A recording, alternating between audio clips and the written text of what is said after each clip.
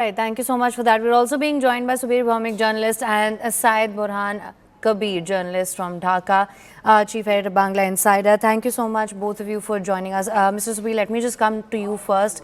How do you assess this conviction and this sentence, and what are the practical implications of this? Well, this was something that was entirely expected. Nobody felt that this will not happen. Everybody knew that she will be found guilty of all the charges that has been brought against her, crimes against humanity, to be precise, but it includes much.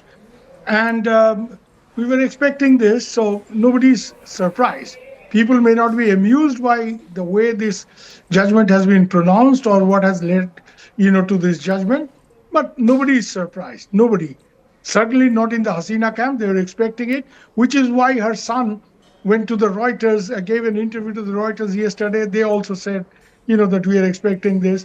And Sheikh Hasina, in her various interviews, have been saying that I'm born to die and stuff like that, which means everyone was expecting this. Well, if you are asking the implications, people have no great reason to actually feel very assured about the way this trial has continued, because you have to see, okay, in absentia trials have happened in Bangladesh before, so nobody's surprised by that.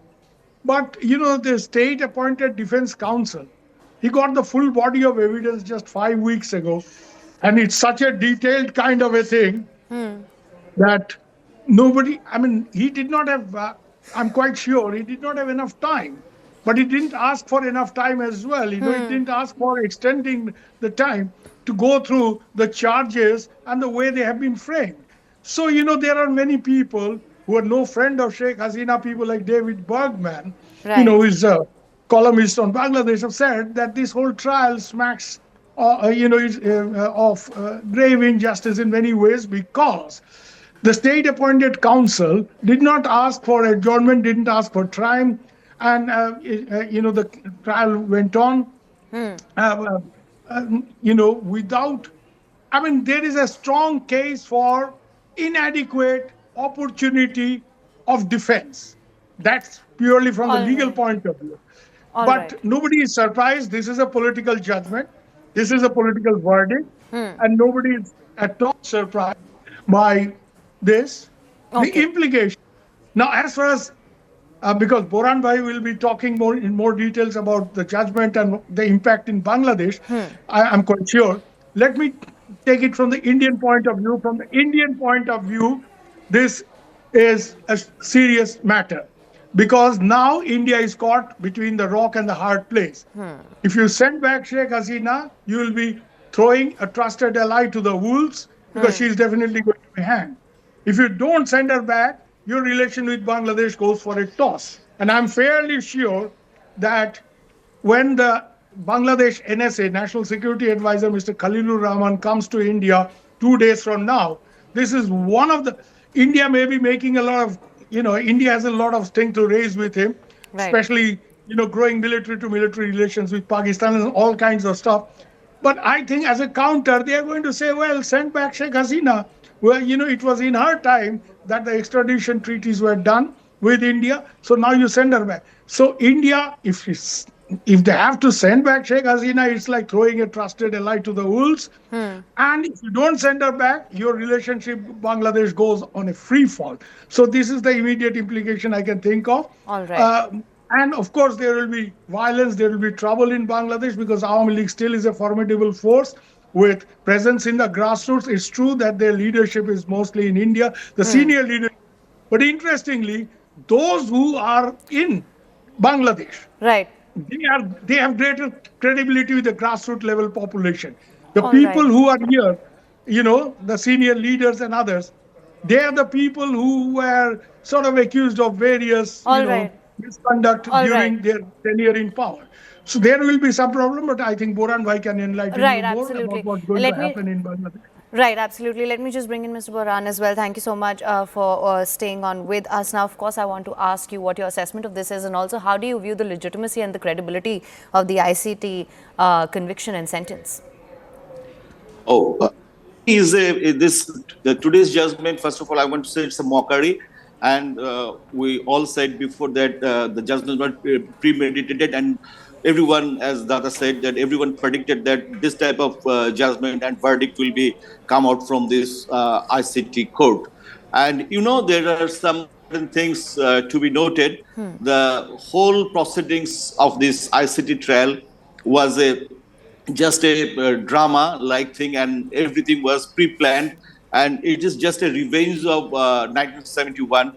In the 1971 we fought against the Pakistani regime, and we brought back Bangladesh, and our independence came in, and the Rajakars inside Bangladesh and the killers and human rights violators, they get together, and time and before I'm trying to say that this 2024 so-called upsurge is just a coup, military coup, and the Pakistani conspiracy plan, and this verdict is the outcome of this conspiracy, because they are taking a revenge that, as you know all, that in 2010, 11, 12, Right. 13, the Awami League government has trialed the war criminals in Bangladesh like Ghulam Azam, Matiur Rahman Nizami.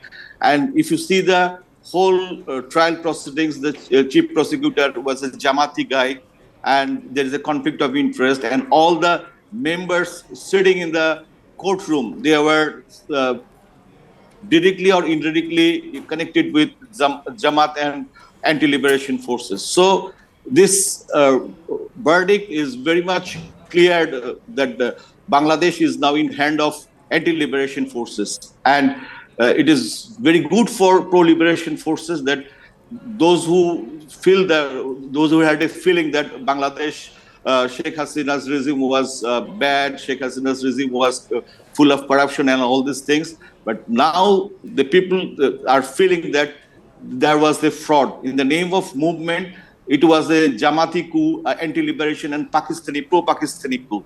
And this is the interesting part of Bangladesh. And if you see that today, the Awami League political party, the government has banned Awami League. All senior leaders are either in the India or in the jail. Yet Right. today the shutdown was very successful, and there is a two verdict. One is ICT verdict, and one is people's verdict. In the ICT verdict, this Pakistani force, the pro-Pakistani force, anti-liberation force own, but in the eye of people, Sheikh Hasina own. Right, Mr. Burhan, let me just also see clarity on one of the points that you mentioned. You mentioned a military coup. Now, in an interview to CNN News 18, Sheikh Hasina did absolve the military, in fact, in constitution and chaos. That being said, however, with this sentence and with this verdict that has been given out now, what sort of a political message do you think this is sending to other political actors, the interim government especially?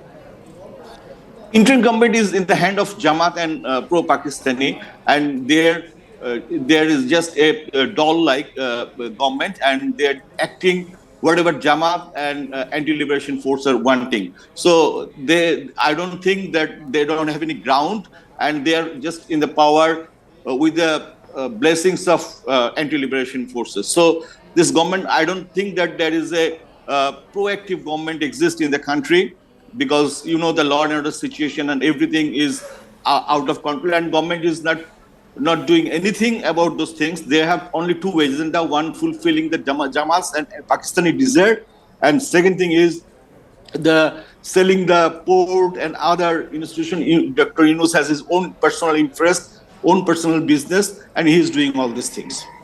All right, we have more information that is just coming in. Sources close to Sheikh Hasina have